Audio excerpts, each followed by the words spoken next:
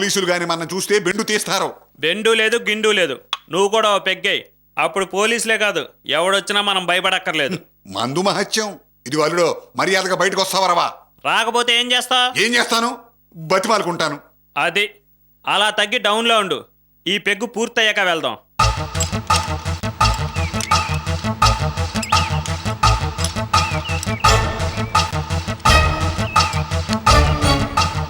Vijaya bar and wines. ఒకవేళ బలరాం ఈ బార్లోగానే ఉన్నాడేమో. చూద్దాం. ఆ కాస్త ద్రవం కూడా మెల్లమెల్లగా చప్పరించాలటయ్యా. గుట్టుకుని మింగేయి. ఇది గుట్టుక్కుని మింగేననుకో ఇంకో పెగ్గు తాగవలసి వస్తుంది. నీ దుంపదేగ. మా అమ్మాయికి మొగుడు అవటమే కాదయ్యా, నాకు కూడా మొగుడు అయ్యావు. కానీ భయ్యా నీ ఇష్ట ప్రకారమే కానీ.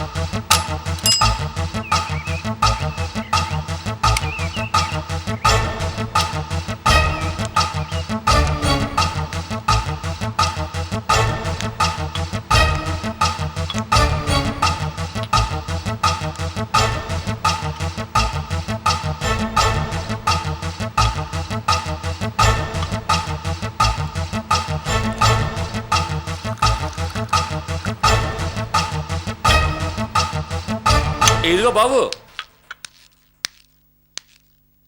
మీ బార్లోకి కాస్త నడి వేసుకుడు, షర్టు పంచ వేసుకుని అడ్డబొట్టు. బలరాం గారి గురించేనా మీరు అడిగేది? ఆయన ఎక్కడా? ఇప్పటిదాకా మామ అల్లుడు గొడవ పడ్డారు. ఇప్పుడే బలరాం గారు వాళ్ళ అల్లుడిని లాక్కెళ్లారు. ఇదిగో ఈ దొడ్డిదారిని వెళ్ళారు.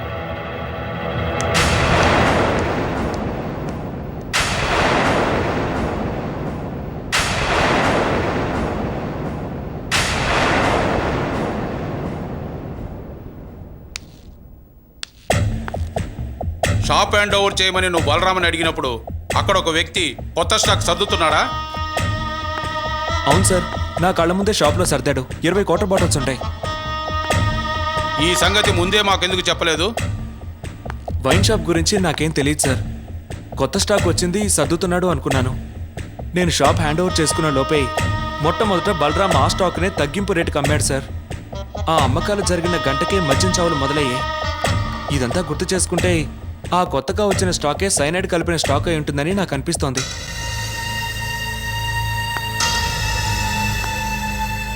నువ్వు చెప్పేదంతా నిజమేనా?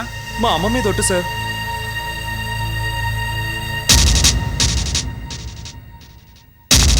రాంబాబు, ఆ వైన్ షాపులో ఆ రోజు స్టాక్ సర్దిన వాడి గురించి ఆరాతి. ఆ స్టాక్ ఎక్కడి నుంచి వచ్చింది, అసలు వాడెవడు, వాడి బ్యాక్గ్రౌండ్ ఏమిటి, మొత్తం కూపీలాగు. వాడొక్కడు దొరికినా చాలు. Yes sir. Constable following. అమ్మా ఇందు, సమయానికి మంచి ఇన్ఫర్మేషన్ ఇచ్చావు. వాడెవడో గాని దొరికితే ఈ ప్రాబ్లం సాల్వ్ అయినట్టే.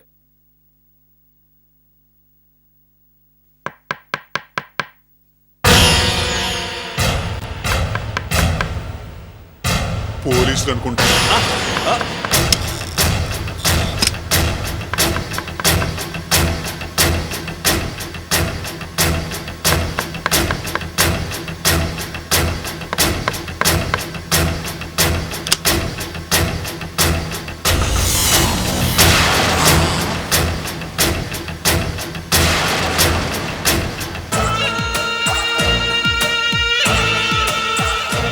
నువ్వా అమ్మా సీత? లోపలికి రా.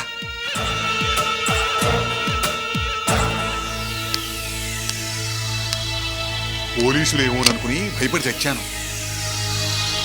అల్లుడు, అల్లుడు బయటికి రా.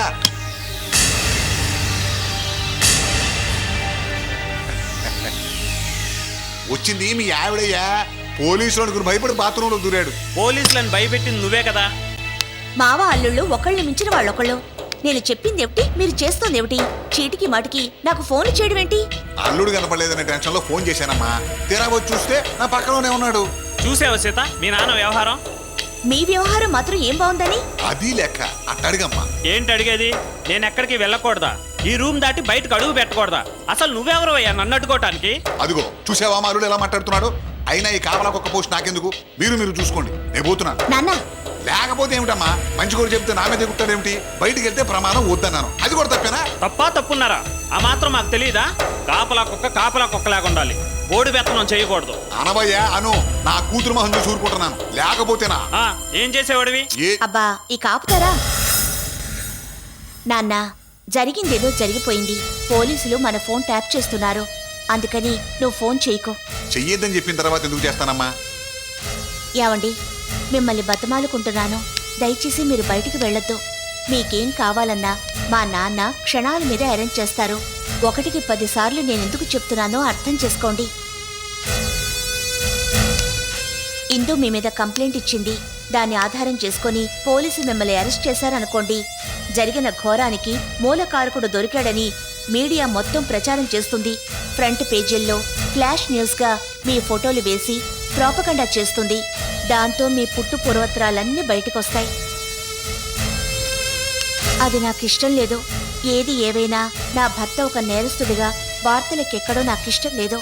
ఒక భార్యగా మా ఆయన్ని కాపాడుకోవడానికి ఏం చేయాలో అన్నీ చేస్తున్నాను. అది నా బాధ్యత. దాన్ని మీరు అర్థం చేసుకోవాలి. చూడండి, జరిగిన దుర్ఘటనకు కారకులు ఎవరు, నిజానిజాలు ఏమిటి, సైనడ్ ఎలా కలిపింది ఎవరో పోలీసుల విచారణలో తెలిసేదాకా మీరిలా అజ్ఞాతంలో ఉండవలసింది.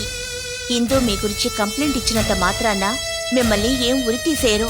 అది ఎంతవరకు నిజమో విచారణలో తేలాలిగా. ఒకవేళ ఈ తప్పుడు పని వినోదం చేశాడేమో. చేసినా చేసుండొచ్చు. ఈ రోజుల్లో సొంత తమ్ముణ్ణి కూడా నమ్మడానికి వీల్లేదు. ఏ విషయం తేలకుండా నేరస్తుడిగా మీరు వార్తల్లోకి ఎక్కడానికి వీల్లేదు. దానికే ఈ బాధంతా. ఇదంతా మీకోసమే చెప్తున్నానండి. లేకపోతే ఈ బురకా వేసుకొని నేనెందుకు రావాలి? నాకేం పట్టింది? మాట్లాడేంటండి? సారీ సీత, నేనే తొందరపడ్డాను. సారీ మావయ్య. ఏళ్ళవా, రాత్రికి 2వ పెగ్గులు నీ సంగతి చెప్తా. నాన్న, అదే వద్దనేది. అబ్బా, ఏదో సరదా కనాలేవమ్మా. సీత, ఇక నుంచి నువ్వు చెప్పే వరకు నేను ఈ రూమ్ దాటి బయటికి రాను. మరి నేను వెళ్ళరానా? అలాగే.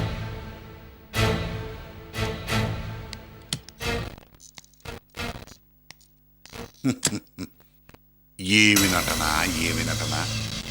నేనే జాదూ నెంబర్ 1 అనుకుంటే మా అమ్మాయి నన్నే మించిపోయిందే. పాపం ఈ జయకృష్ణ గాడికి ఏం తెలుసు, తాగడం తప్పితే. మావయ్య? ఏం కలుడు, వేసుకుందామా? ఇక తాగడం కన్నా మన పనే ఉంది. ఏ బాయ్, ఒక ఫుల్.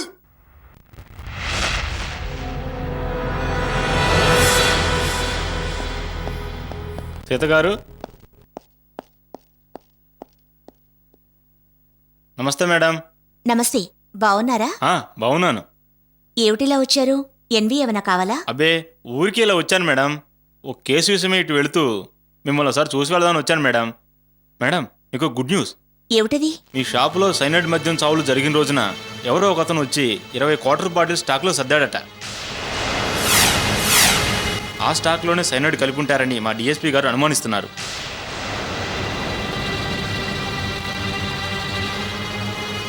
ఆ బాటిల్ సర్దిన వాడెవరో దొరికితే కేసు కొలిక్కొచ్చినట్టే. మీ అత్తగారికి శిక్ష పడటం ఖాయం మేడం. ఇది చెప్దాను వచ్చాను మేడం. వస్తాను మేడం. కానిస్టేబుల్ గారు, ఆ బాటిల్స్ పెట్టిన వ్యక్తి పేరేమైనా తెలిసిందా? విస్కీ అబ్బులట మేడం.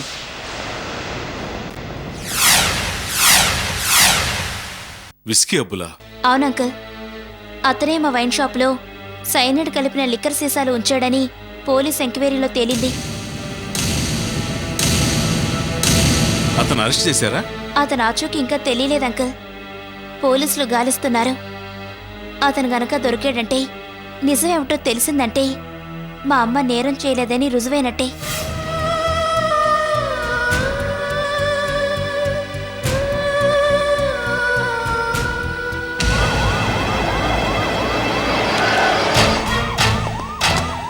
రై, ఇలా రారా. మీ ఏరియాలో విస్కీ అబ్బుల్ అనేవాడు ఉంటున్నాడు. వాడు ఇల్లు ఎక్కడరా? అదిగో ఆయిలే సార్. కమాన్, ఫాలో మీ.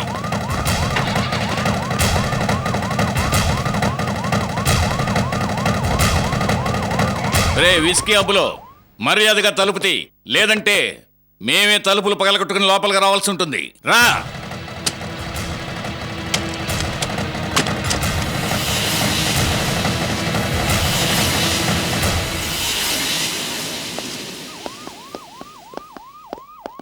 ఏమయ్యా, విస్కీ అబ్బులు ఉండేది ఇంట్లోనేనా? అవును సార్. ఇంట్లో లేడేంటి? సరిగ్గా మాకు తెలవదండి, కానీ వచ్చిన కాడి నుంచి ఒక్కడే ఉన్నాడండి. ఈ ఇంట్లో అద్దెకి దిగి వారమైందండి. 2 రోజులు కనిపించాడండి. ఆ తర్వాత జాడా జవాబు లేదండి. 407, 601 మీరిద్దరూ ఇంటికి కాపలా ఉండండి. విస్కీ అబ్బులు గాని వస్తే అరెస్ట్ చేయండి. కమాన్.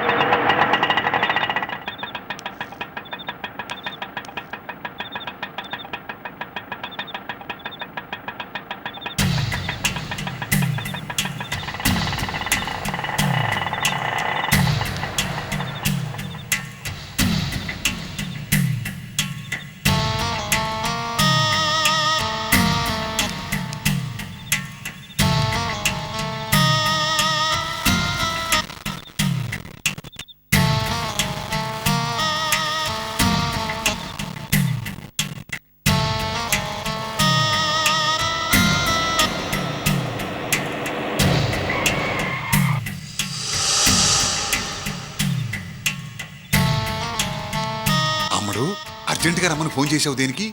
మనం రిస్క్లో పడ్డాం. అంటే సైనడ్ బ్రాందీ బాటిల్స్ షాప్కి చేర్చిన సంగతి, ఆ స్టాక్ని నువ్వే అమ్మిన సంగతి పోలీసులకి తెలిసిపోయింది.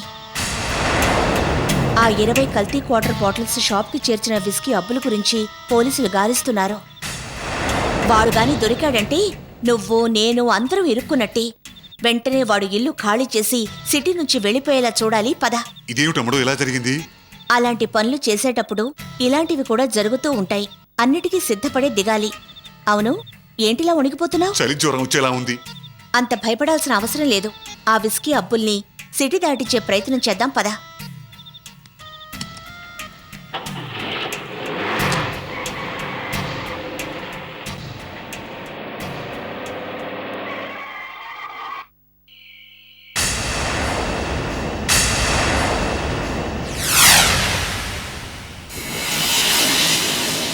అమ్మడో సీత, విస్కీ అబ్బులింటి ముందు పోలీసులున్నారు. కొంపదీసి వాడిని అరెస్ట్ చేశారంటావా?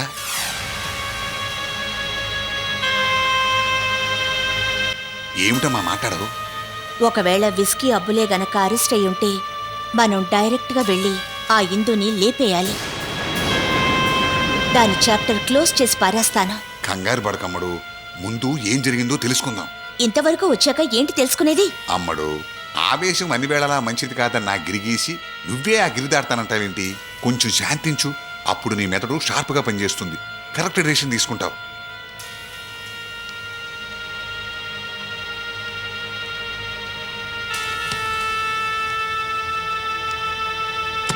ఇదిగో బాబు, ఒక్కసారి ఇలా వస్తావా? ఏమయ్యా, ఆ ఇంటి ముందు పోలీసులు ఉన్నారేమిటి? ఓ అదే, ఆ ఇంట్లో విస్కీ అబ్బుల్ అనే వ్యక్తి అద్దెకు దిగాడు. జిల్జిల్ వైన్స్లో జరిగిన సైనైడ్ మద్యం చావులకి అతనే కారణం అంటూ పోలీసులు అనుమానిస్తున్నారు. కల్తీ మద్యం బాటిల్స్ ఆ షాపుకు చేరేసింది వాడేనంట. అందుకే పోలీసులు కాపలా ఉన్నారు. ఇంతకీ విస్కీ అబ్బు దొరికాడా? మీరు భలేవారండి. అబ్బులే కనుక దొరికితే పోలీసులు అక్కడ కాపలా ఎందుకుంటారండి? 4 రోజులుగా విస్కీ అబ్బులు కనిపించట్లేదంట. ఇంటికే కాదు, అసలు ఈ చుట్టుపక్కలకే రావట్లేదు. పోలీసులు కాపలా ఉన్న సంగతి తెలిసి తప్పించుకుపోయాడా ఏమో.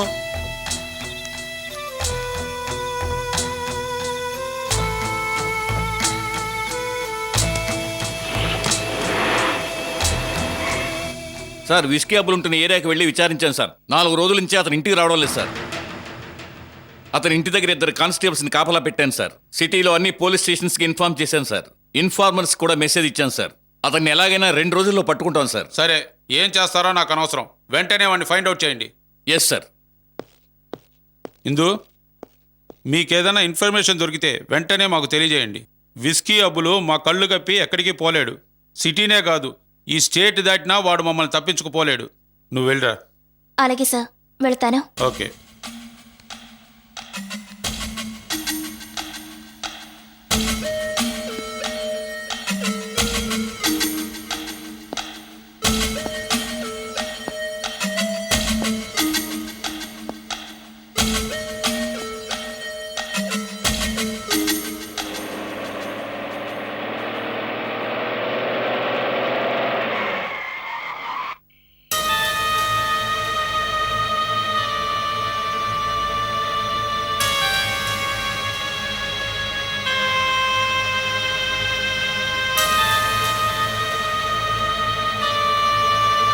అమ్మడు, ఈ కార్లో నన్ను ఊరంతా తిప్పి తిప్పి ఇక్కడికి తీసుకొచ్చావు.